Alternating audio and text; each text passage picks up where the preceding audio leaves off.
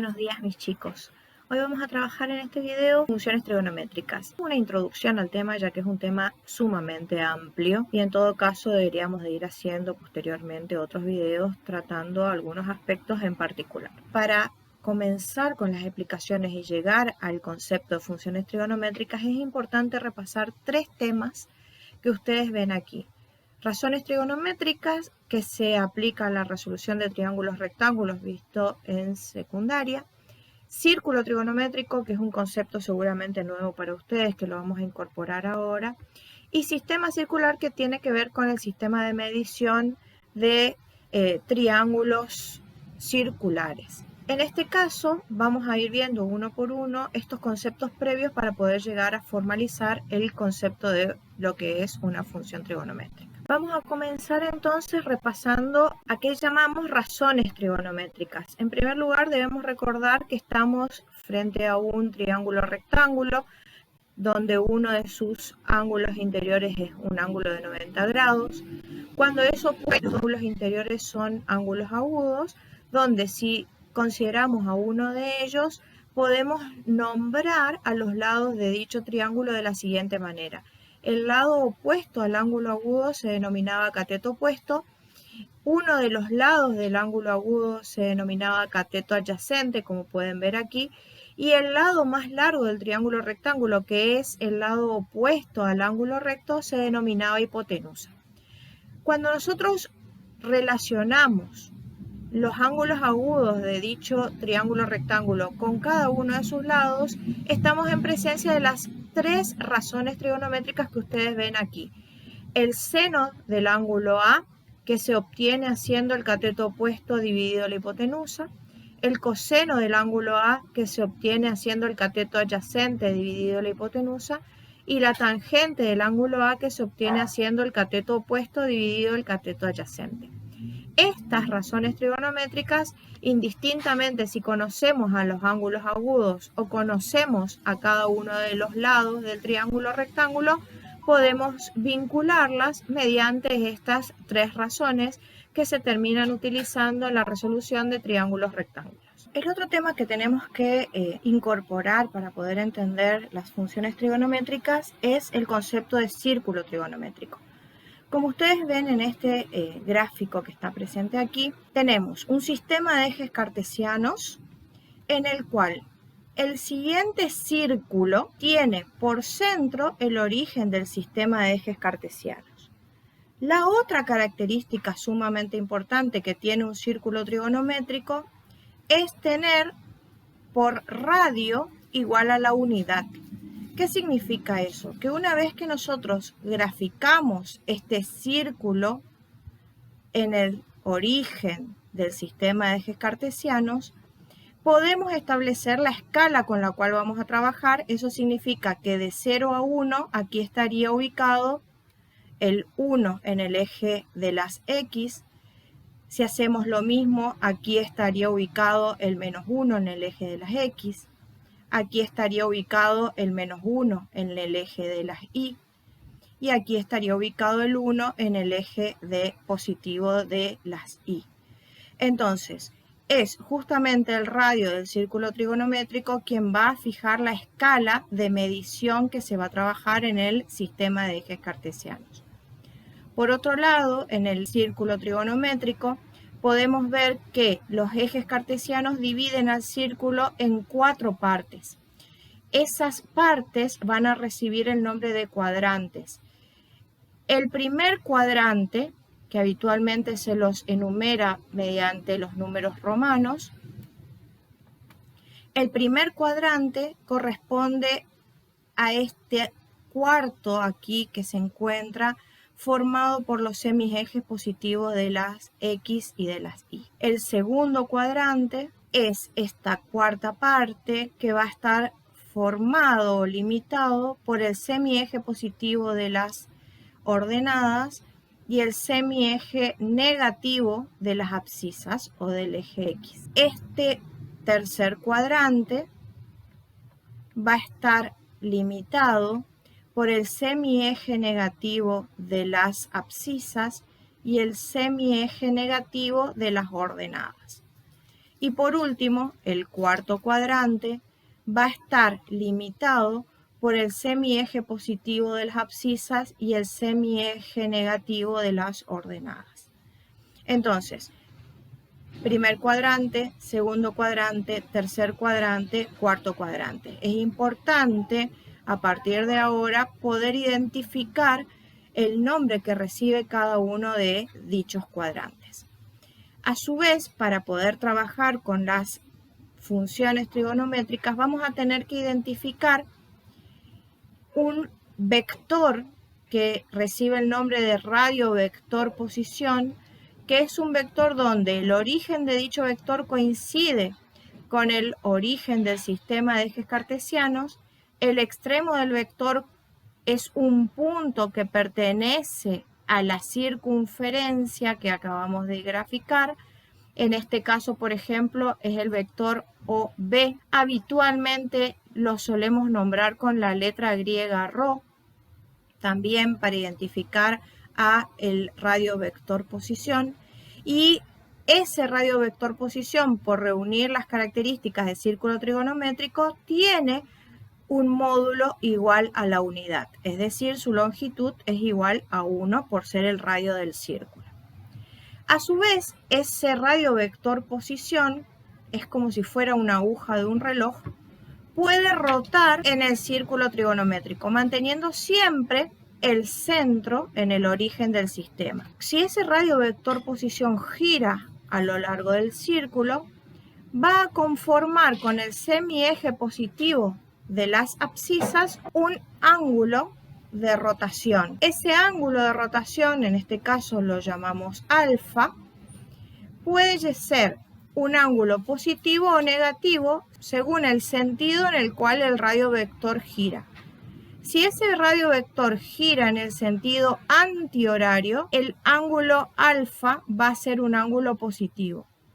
Tiene que ver con el sentido de giro del radio vector, que va a ser un sentido antihorario. Y el ángulo alfa va a ser un ángulo negativo si el sentido con el cual gira el vector es igual al de las agujas del reloj, es decir, tiene un sentido horario. Por lo tanto, cuando ustedes más adelante vean que tienen que calcular, por ejemplo, el seno de un ángulo de 30 grados, es porque el radio vector dentro de este círculo trigonométrico toma un ángulo alfa igual a 30 grados, es decir, en este sentido.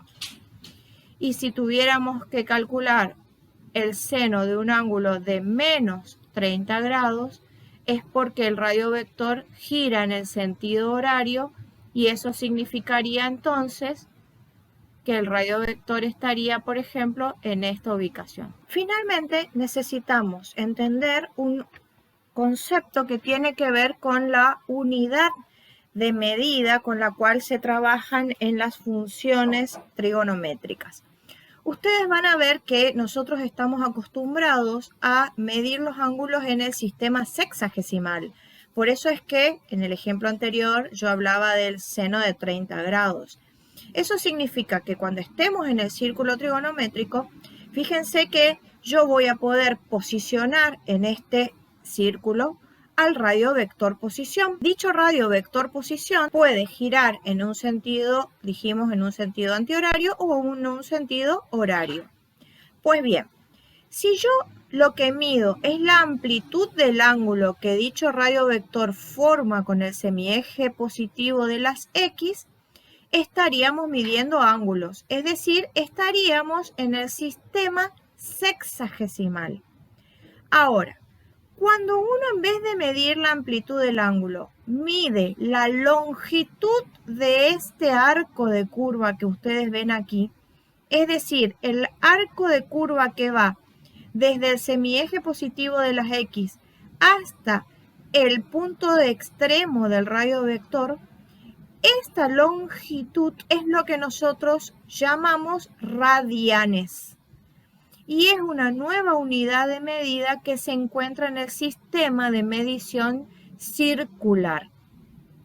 ¿Cuál es la equivalencia entre un sistema y otro? Pues bien, tiene que ver con lo siguiente. Cuando nosotros decimos que este radio vector tenga una unidad o un ángulo de giro igual a 0, es decir, el de ángulo nulo, estaríamos en 0 grados. Cuando complete una vuelta, estaría midiendo un ángulo de un giro que es equivalente a 360 grados. Si lo que nosotros hacemos en un giro es medir la longitud del arco, fíjense que en un giro el arco completaría el perímetro total de la circunferencia. Y el perímetro total de la circunferencia la podemos obtener mediante la regla que establece que el perímetro de una circunferencia es igual a 2pi por radio. Radio era mi radio vector posición, donde la longitud o módulo de dicho vector es igual a 1. Por lo tanto, el perímetro en este caso es igual a 2pi. Y de aquí viene la equivalencia entre un sistema y otro. 360 grados, es decir, un ángulo de un giro, es igual o equivalente a 2pi radianes si uno mide, en vez de la apertura o amplitud del ángulo, medimos el arco de curva. Por lo tanto, eso significa que si un ángulo es un ángulo nulo, es decir, 0 grados, también será equivalente a 0 radianes. Si el ángulo mide 90 grados, es equivalente a pi sobre 2. Si mide 180, es decir, es un ángulo llano, en radianes es equivalente a pi radianes. Si mide 270 grados, es equivalente a 3 medios de pi radianes. Y si completa un giro, es decir, 360, es equivalente a 2 pi radianes. Simplemente podemos realizar una regla de 3 simple o una proporción para poder establecer la equivalencia de cualquier ángulo conocido que ustedes quieran en grados, minutos y segundos y hacer la equivalencia o pasarlos a radianes con solo utilizar esta relación que ustedes ven aquí. Comenzamos entonces a vincular los 3 conceptos que estuvimos nombrando anteriormente. En un sistema de ejes cartesianos vamos a graficar un círculo trigonométrico. Es decir, aquí estoy observando solamente el primer cuadrante, pero hay un círculo trigonométrico, el cual habíamos dicho que era un círculo que tenía el centro en el origen del sistema y que su radio era igual a la unidad. Dentro de ese círculo trigonométrico, nosotros teníamos un radio vector posición que era el que nosotros habíamos nombrado como OB. Este radio vector posición, fíjense que va a formar con el semieje positivo de las X y el vector un triángulo rectángulo, que es lo que ustedes ven sombreado aquí, donde el valor de la abscisa y la ordenada del extremo, este punto en donde el radio vector coincide con el círculo trigonométrico, este punto B tiene como coordenadas X, Y, donde el valor de X corresponde al valor de las abscisas, es decir, este valor que ustedes observan aquí, es decir, la longitud de 0 a este punto, va a ser el valor de X, es decir, la abscisa del punto B, e Y va a ser el valor de la ordenada del punto, que en definitiva, si tomamos a esta región sombreada como un triángulo rectángulo, Y es el valor de la altura del triángulo rectángulo, X es el valor de la base del triángulo rectángulo. A su vez, si consideramos el ángulo alfa como el ángulo que forma el radio vector con el semieje positivo de las X, ese ángulo alfa podríamos considerar como al cateto opuesto de dicho triángulo rectángulo, el valor de la altura o el valor de Y. El cateto adyacente sería el valor de X o la base del triángulo rectángulo, que es el cateto adyacente de este triángulo que ustedes observan aquí, y el radio vector posición correspondería al valor de la hipotenusa del triángulo rectángulo. A su vez, podríamos trabajar con este triángulo rectángulo y en vez de considerar al ángulo de giro alfa, también podríamos estar trabajando con la longitud del arco. Es decir, uno podría trabajar tranquilamente en las relaciones o razones trigonométricas tomando de manera alternada el ángulo de giro o el arco que se forma en el semieje positivo de las X hasta el punto B, dependiendo del ángulo que tomemos, el ángulo alfa o el ángulo de giro. Ustedes pueden observar que podemos ir formando diferentes triángulos rectángulos donde siempre la hipotenusa será el radio vector posición, la base corresponderá a la abscisa y la ordenada corresponderá a la altura del triángulo rectángulo. Entonces, si nosotros ahora tenemos el radio vector, el ángulo definido con su cateto opuesto y su cateto adyacente, podemos ver cuáles serán los valores que tendrán cada una de las razones trigonométricas que habíamos mencionado anteriormente, pero aplicados ahora al círculo trigonométrico, a esta situación. El coseno de un ángulo cualquiera está dado por el cociente entre el cateto adyacente y la hipotenusa. En este triángulo rectángulo, nosotros podemos ver que el cateto adyacente correspondía al valor de las abscisas, es decir, a la base del triángulo rectángulo. Eso significa que si la base del triángulo rectángulo es el valor de la abscisa de este punto, entonces justamente el coseno del ángulo alfa es igual a X. Es decir, coincide con la base del triángulo rectángulo. El seno de cualquier ángulo agudo en un triángulo rectángulo está dado por el cociente entre el cateto opuesto y la hipotenusa. El cateto opuesto es justamente el valor de I, la ordenada del punto B, es decir, es el valor de I o la altura del triángulo rectángulo. Tanto en el coseno como en el seno, la hipotenusa por estar en el círculo trigonométrico vale 1, es decir, es el radio del círculo. Eso significará entonces que el seno del ángulo alfa es el valor de I, es decir, la altura del triángulo rectángulo. Finalmente, la otra razón trigonométrica que habíamos mencionado anteriormente era el de tangente. La tangente es el cociente entre el cateto opuesto y el cateto adyacente. El cateto opuesto es Y, el cateto adyacente es X, y justamente de aquí viene una de las identidades trigonométricas que vamos a trabajar mucho en esta asignatura, que es el de poder establecer a la tangente de un ángulo como el cociente entre el seno y el coseno. Fíjense que justamente resulta de este gráfico en el cual la hipotenusa es igual a 1 y el coseno y el seno están relacionados con la altura y la base del triángulo rectángulo. Nosotros habíamos hablado de que las razones trigonométricas eran 6, pero solamente habíamos nombrado al seno, coseno y tangente en un primer momento. Fíjense que estas 3 razones trigonométricas son las que uno puede hallar en las calculadoras científicas.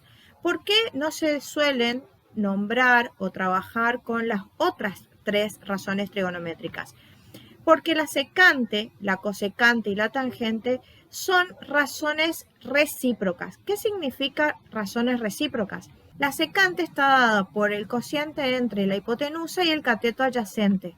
Eso significa que si el coseno era el cateto adyacente dividido la hipotenusa, la secante tiene la fracción invertida. Es por eso que recibe el nombre de recíproca. Cuando uno puede elevar a la menos 1 a este cociente, estaría obteniendo el coseno del ángulo.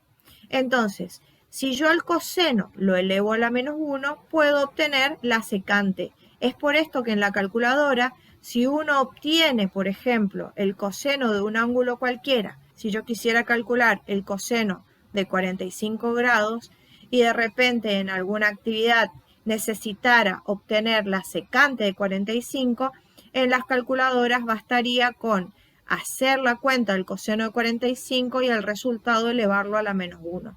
Y eso me daría la secante de 45.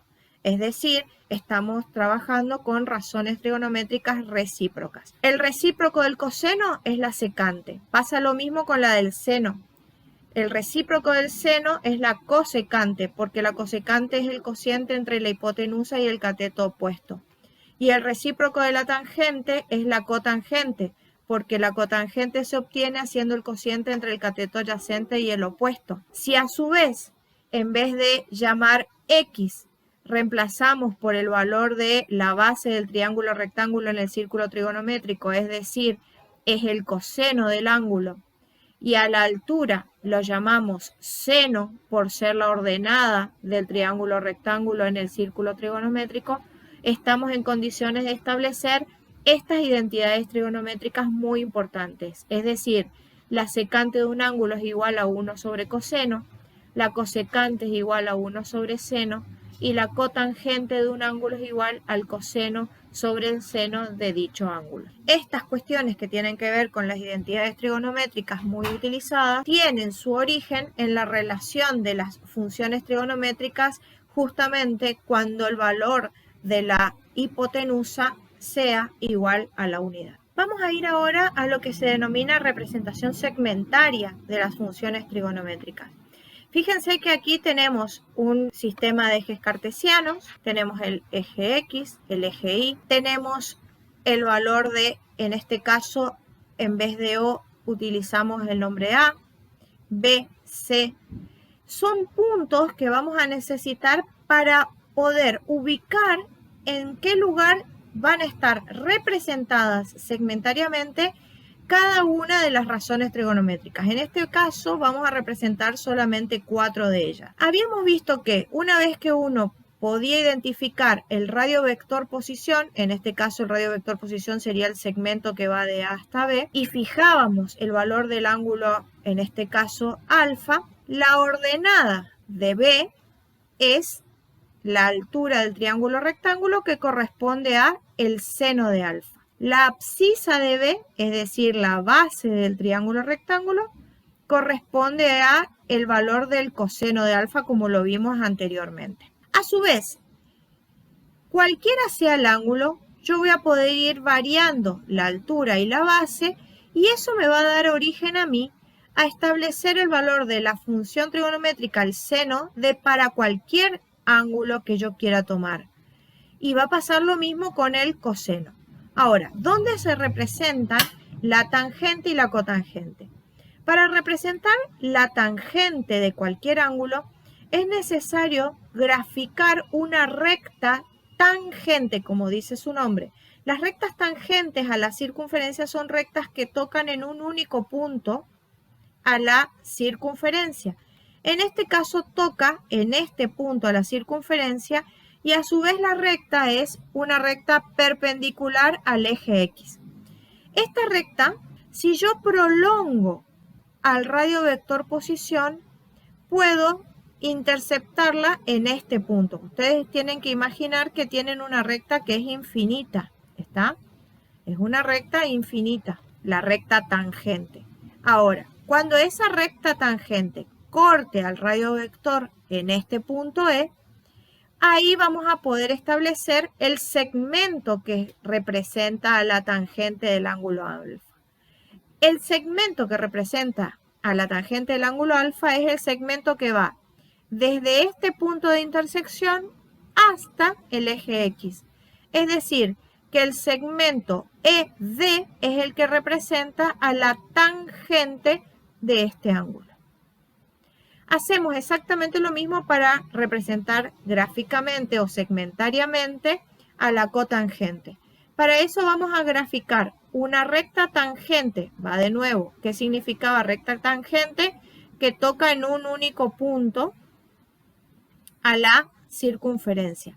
Toca en este punto, punto de tangencia, es una recta infinita, ¿sí? Esa recta va a interceptarse con la prolongación del vector en este punto. Alargo el radio vector hasta que corta con esa recta tangente. Entonces estoy en condiciones de establecer que el segmento que va a representar a la cotangente es el segmento que va desde este punto de intersección hasta el eje Y.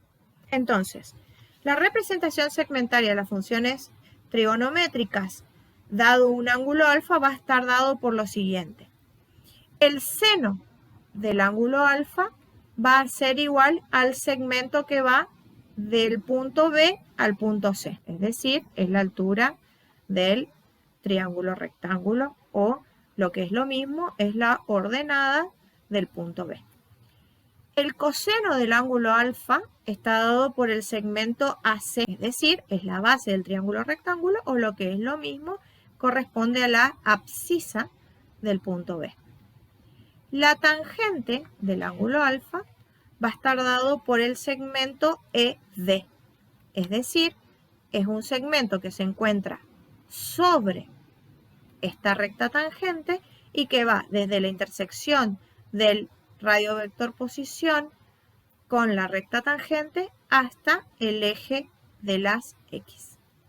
Por otro lado, la cotangente del ángulo alfa está dado por el segmento GF o FG y que se obtiene graficando la recta tangente a la circunferencia pero que es perpendicular al eje Y, buscando la intersección del radio vector, es el punto F, y desde el punto F hasta el eje Y, esta longitud sería la representación segmentaria de la cotangente. Estos segmentos van a tener obviamente cada uno de ellos una longitud. Esa longitud es lo que da origen a que yo pueda en una calculadora poder decir que el ángulo de el seno de 30, por ejemplo, tenga una cierta longitud, que el coseno del ángulo de 102 grados tenga una cierta longitud, que la tangente de menos 20 grados tenga una cierta longitud, porque lo que uno podía establecer era la longitud del segmento dependiendo de la ubicación del ángulo alfa, es decir, si está tomado en sentido horario o antihorario para saber si es positivo o negativo, y a su vez poder establecer el cuadrante en el cual va a caer dependiendo de su amplitud y luego tomando la medida del segmento que lo representa. Como habíamos visto al principio, el círculo trigonométrico queda dividido en 4 partes por los ejes cartesianos, a los cuales denominábamos cuadrantes, y esto tiene que ver con el valor del ángulo alfa que consideremos.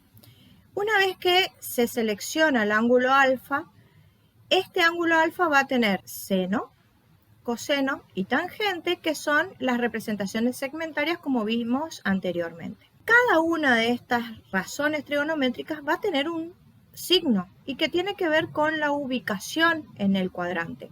Fíjense que el seno, el coseno y la tangente en el primer cuadrante se encuentran por encima del eje X, es decir, toman valores positivos porque comparamos con el semieje positivo de las Y, y cuando la representación segmentaria sea horizontal, vamos a comparar con el semieje positivo de las X.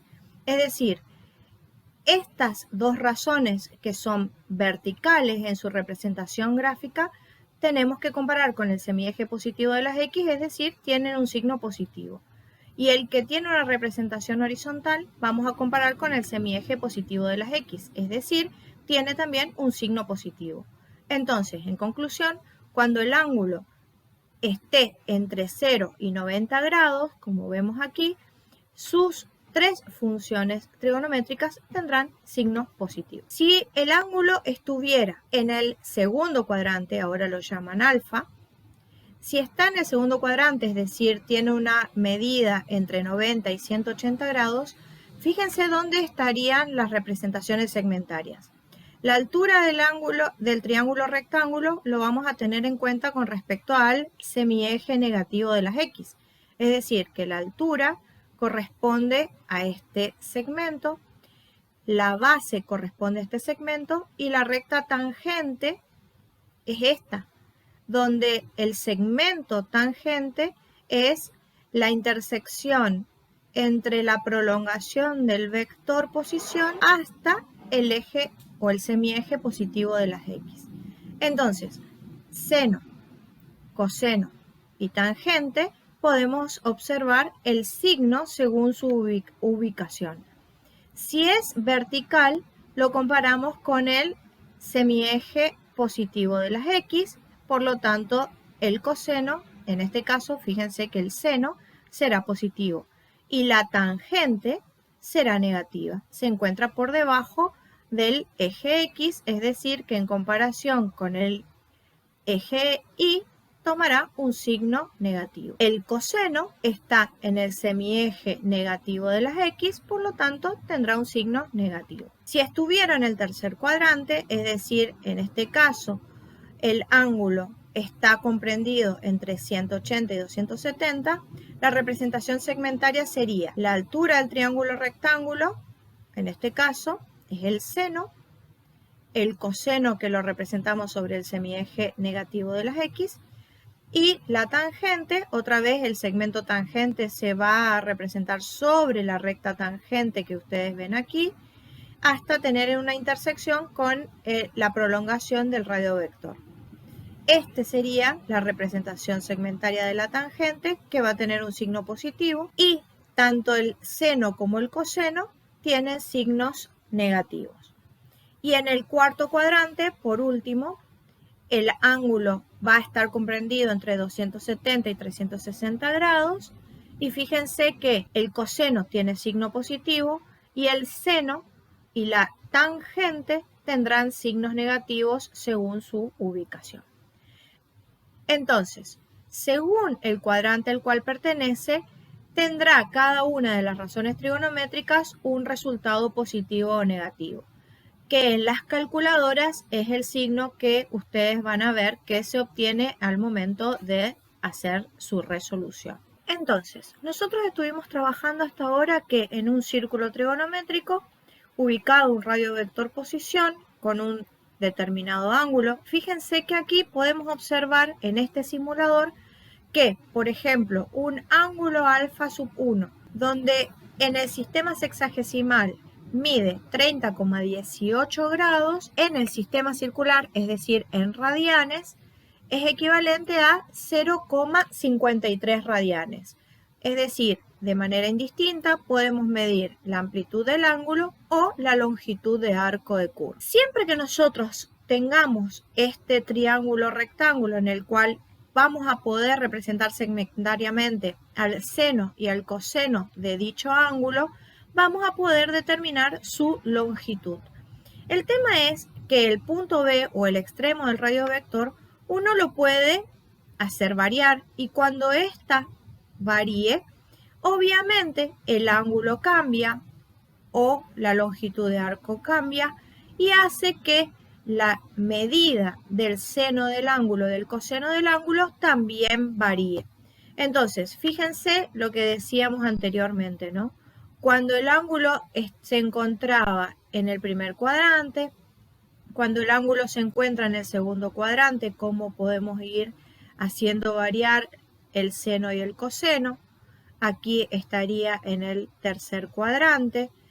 En cada uno de los casos tenemos la equivalencia entre el sistema sexagesimal y el sistema circular, que es cuando estaría trabajando con la longitud de arco. En este caso se encuentra en el cuarto cuadrante. Y esto de poder variar la amplitud del ángulo hace que estemos en presencia de una variable independiente. ¿Y quién sería la variable independiente? Pues justamente el ángulo, si es que estamos en el sistema sexagesimal, o la longitud de arco, si estamos en el sistema de radianes. Este valor, que es el que yo puedo variarlo según conveniencia, hace que la función o el seno del ángulo o el coseno del ángulo, en este caso, así como las otras 4 razones trigonométricas, van a estar sujetas al valor del ángulo, teniendo origen entonces a lo que vamos a denominar de ahora en más funciones trigonométricas, donde el ángulo es la variable independiente y el seno va a ser la variable dependiente, es decir, va a ser el resultado que se obtenga quien va a depender del ángulo con el cual vamos a trabajar. Vamos a trabajar entonces con las características de la función seno. En primer lugar, vamos a ver de dónde surge esto de que ahora el ángulo sea una variable independiente y según el valor del ángulo podamos ir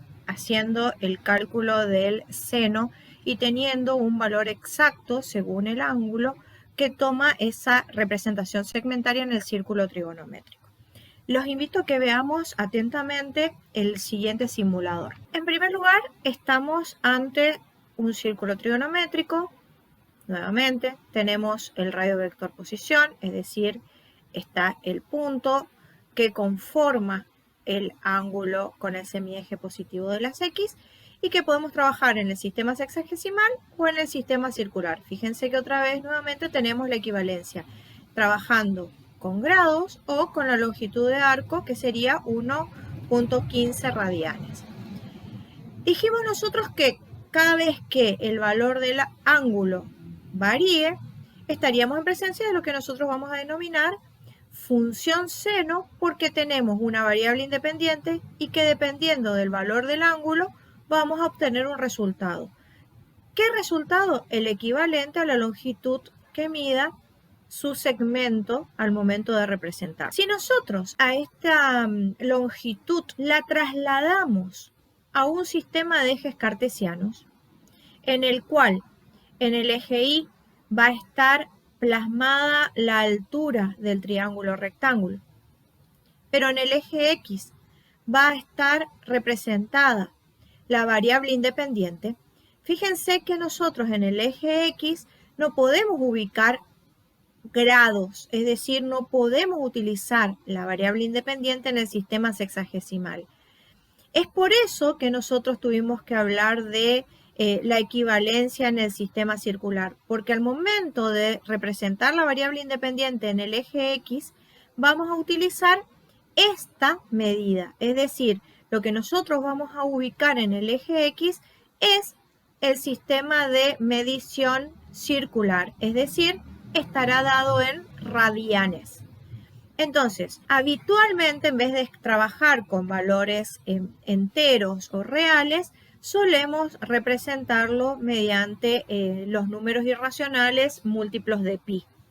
Entonces, en este caso, ustedes van a ver que tienen como unidad el eje X en radianes, ¿sí? 0, pi sobre 2, pi, 3 medios de pi, va manteniendo una escala determinada y en el eje Y utiliza los valores de 0 a 1. ¿Por qué de 0 a 1? Porque el valor más grande que puede llegar a tomar la función seno al ser representada en el círculo trigonométrico es cuando el ángulo mida 90 y es decir, será igual a la unidad porque coincidirá con el radio del círculo. Y el valor más chico que puede tomar el seno es la de menos 1, que es cuando el ángulo sea igual a 270 grados y es cuando coincida con el eje de las Y y será el valor más chico que podrá tomar, que es cuando coincida con el radio de la circunferencia, pero según su ubicación tendrá un signo negativo. Entonces, este simulador a nosotros nos permite ver que cuando uno va realizando la proyección del segmento de la función sinusoidal al sistema de ejes cartesianos, vamos a obtener una representación gráfica que tiene la siguiente forma. Miren aquí. Yo puedo comenzar con un ángulo de 0 grados y voy, a medida que se agranda el ángulo,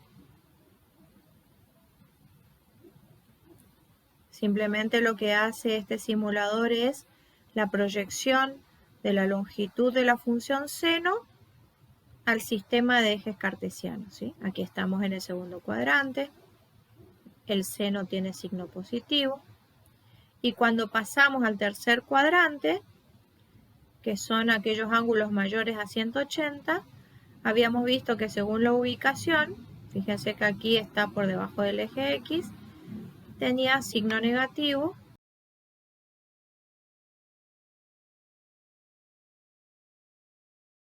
Y efectivamente su representación gráfica está por debajo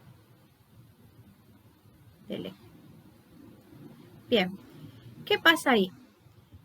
Completé un giro, fíjense la representación gráfica, ¿sí? Y una vez que completo el giro, si yo quiero seguir girando, voy a seguir obteniendo la misma representación gráfica y es por esto que esto se denomina función periódica. ¿Por qué?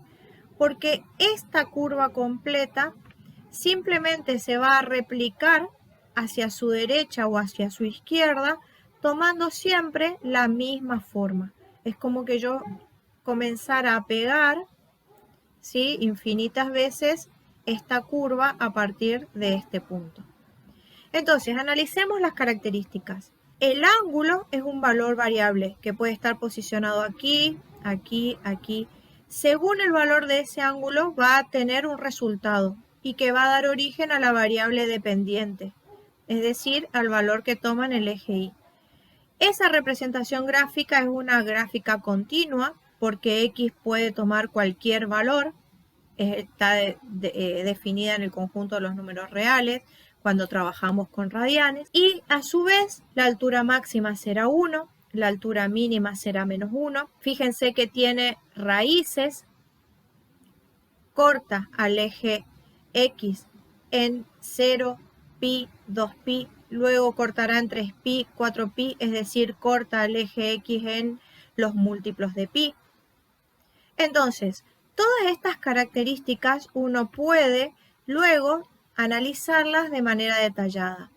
Pero gracias a la representación segmentaria en el círculo trigonométrico, nosotros hemos podido establecer que para cada valor de X teníamos un resultado numérico. Y ese resultado numérico no es un valor exacto en su gran mayoría, sino que son valores decimales que son las que hemos podido proyectar y obtener esta representación gráfica que ustedes ven aquí y que se denomina función sinusoidal.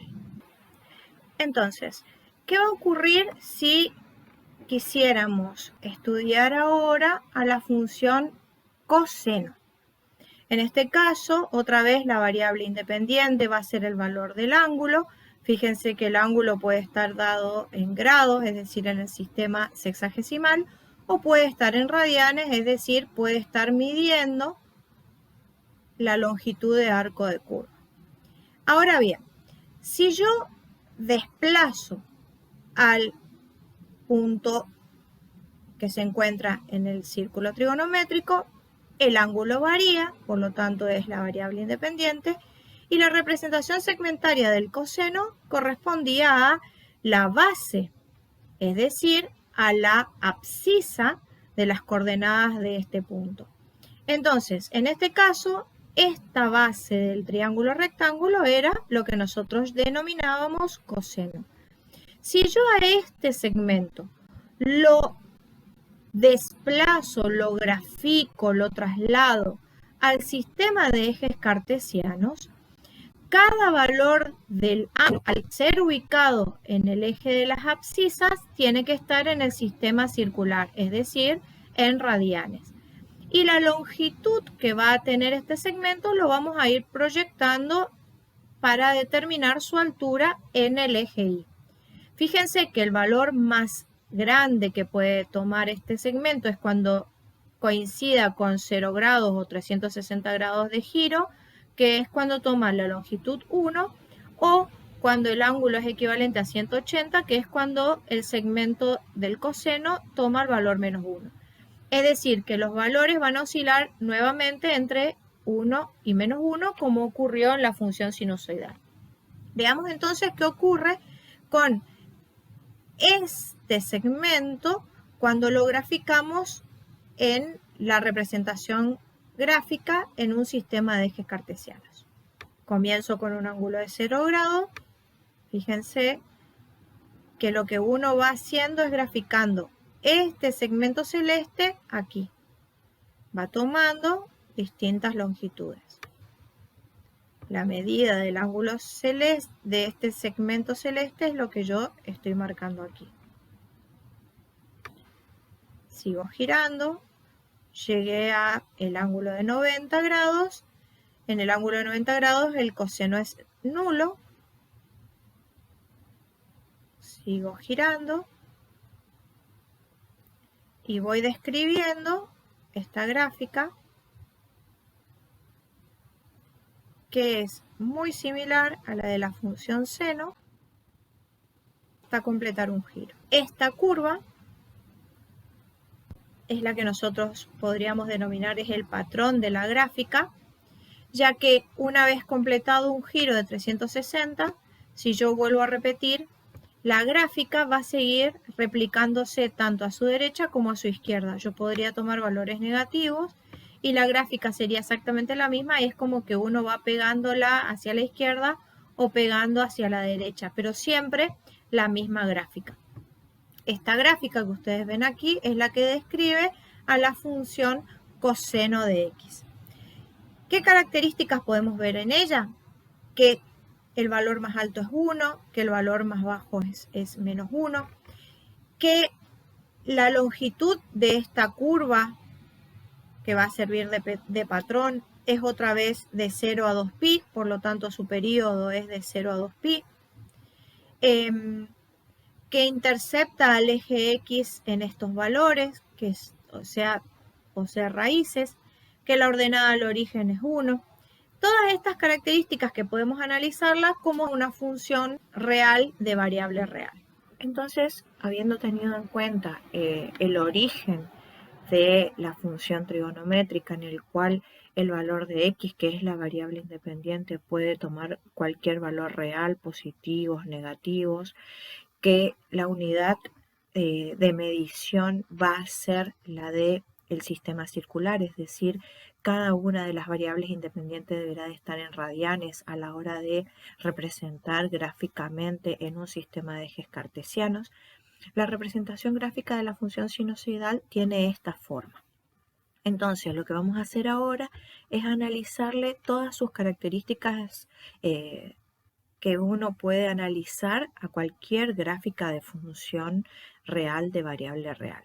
En este caso vamos a comenzar entonces estableciendo que el dominio de la función van a ser todos los reales, que el conjunto imagen lo obtenemos gracias a la amplitud, es decir, en este caso en particular el seno de x tiene como valor máximo el 1 y como valor mínimo el menos 1, por lo tanto la imagen oscila entre menos 1 y 1. Otra cosa que podemos observar es el período, que nosotros habitualmente le llamamos el patrón de la curva, porque es una onda completa la cual deberá de ir pegándose hacia la izquierda y hacia la derecha para conformar esta función. Por lo tanto, en este caso, el período es igual a 2pi, que es la longitud que ocupa en el eje X una onda completa. Gracias a ese período podemos establecer que f de x es una función periódica porque las imágenes de f de x son iguales a f de x más el período. ¿Eso qué significa? Que una vez que pasamos esta onda, cada vez que tomamos, por ejemplo, este valor, va a tener la misma imagen que f de x, siendo este f de x más el período. Puede ser sumando el período o restando el período, pero vamos a empezar a tener las mismas imágenes para distintos valores del dominio. Otra cosa que podemos observar en la gráfica de la función es que presenta una simetría con respecto al origen. Fíjense que a valores opuestos de x, las imágenes también son opuestas. Por ejemplo, en este caso, la imagen de pi sobre 2 es 1 y la imagen de menos de pi sobre 2 es menos 1. Es decir, que f va a ser una función impar, porque f de x es igual a menos f de menos x. Es decir, presenta una simetría del tipo central o con respecto al origen del sistema. Entonces, todas estas características que nosotros hemos observado en la función sinusoidal, dominio, imagen, período, que es una función periódica, que es una función impar, también pueden ir un poquito más allá analizando la gráfica, por ejemplo, determinar las raíces. Las raíces en este caso, si ustedes observan, son 0, pi, 2pi, es decir, que las raíces van a ser todos los valores múltiplos de pi, con k un número entero cualquiera. Si yo le doy valores acá, 0, 1, 2, 3, voy a ir obteniendo las diferentes raíces o intersección de la curva con el eje X. Otra característica que podemos observar es para qué valores del dominio, por ejemplo, la función resulta positiva y para qué valores del dominio la función resulta negativa. En este caso podemos observar que la función f de x va a ser positiva cuando se encuentre, por ejemplo, entre 0 y pi. También vemos que es positiva, por ejemplo, entre 2pi y 3pi, y así sucesivamente, porque es infinita. Si uno quisiera generalizar, podríamos establecer que en general para cualquier valor del dominio, la función va a ser positiva cuando x varía entre un valor par y un impar. Fíjense, siempre es, en este caso, bueno, es 0, pero es 2 y 3, después será 4 y 5. Entonces lo generalizamos estableciendo que para que la función sea positiva, el valor de x deberá de ser un múltiplo par de pi y un valor impar de pi. Y esto nos permite generalizar para qué valores de x la función tomará valores positivos. De igual manera, si uno quisiera generalizarlos, entonces podríamos decir que será impar cuando varíe entre un impar y un impar. ¿Cómo escribimos eso? Como 2k menos 1 de pi y un valor par de pi. ¿Por qué en este caso es menos y aquí es más? Simplemente porque este es el impar anterior al par. Si yo sumo, estaríamos tomando el impar posterior. Cuando quiero tomar el impar anterior, restamos 1 y cuando sea el impar siguiente, le vamos a sumar 1. Entonces, estas fórmulas genéricas nos permiten a nosotros obtener los conjuntos de positividad y de negatividad para cualquier valor del dominio. Y haciendo exactamente el mismo estudio que hicimos con la función sinusoidal, pero ahora a la función coseno, estamos en condiciones de establecer que el conjunto X es el conjunto de las variables independientes que conforman el dominio, que cuando uno va a representarlas gráficamente en el sistema de ejes cartesianos, el valor de X debe ser tomado en radianes para cualquier valor de X que uno quiera considerar.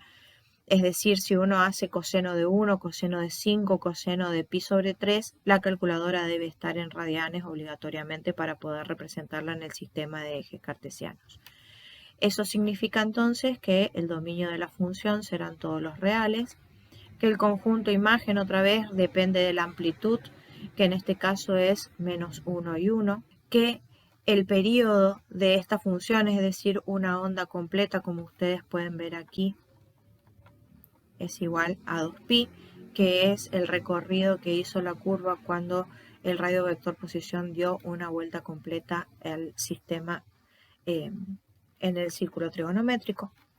Otro detalle que podemos observar aquí es que esta función va a ser una función periódica porque f de x es igual a f de x más el periodo, es decir, pasado el periodo, los valores de x empezarán a tomar las mismas imágenes que tiene esta curva. Otro detalle que podemos observar es que f de x es una función par. ¿Y eso por qué? Porque si prestan atención, f de x es igual a f de menos x. ¿Qué significa eso? Que para valores opuestos de x, las imágenes son iguales. Fíjense en este caso, por ejemplo, el valor de menos pi y acá el valor de pi tienen exactamente las mismas imágenes. Eso hace que la gráfica tenga una simetría axial, es decir, es simétrica con respecto al eje cartesiano. Entonces, a izquierda y a derecha del eje, para valores opuestos de x, las imágenes son iguales. Otro detalle que podemos observar son los puntos en los cuales la curva corta al eje x. En este caso serían las raíces. Podemos observar entonces que, por ejemplo, las raíces, para que ustedes vean y sea más sencillo, está en pi sobre 2, la otra raíz está en 3 medios de pi, la otra raíz está en 5 medios de pi, y eso nos ayuda a generalizar que las raíces van a estar en numeradores impares de pi. Eso será 2 por x más 1, que como escribimos en los números impares, sobre 2, porque son todos medios. Y el valor de pi podemos generalizarlo entonces estableciendo las raíces de la función coseno. Otra característica que podemos ver simplemente es que la función coseno tiene la misma gráfica de la función seno desplazada, ¿sí? Es como que se hubiera desplazado hacia la izquierda. La función coseno comienza o tiene su origen en menos pi sobre 2, cuando en realidad la función seno tiene su origen o punto de inicio de la onda en el 0. Bueno, espero les haya servido el análisis de estas funciones. Ustedes pueden trabajar de la misma manera y obtener las otras 4 funciones trigonométricas.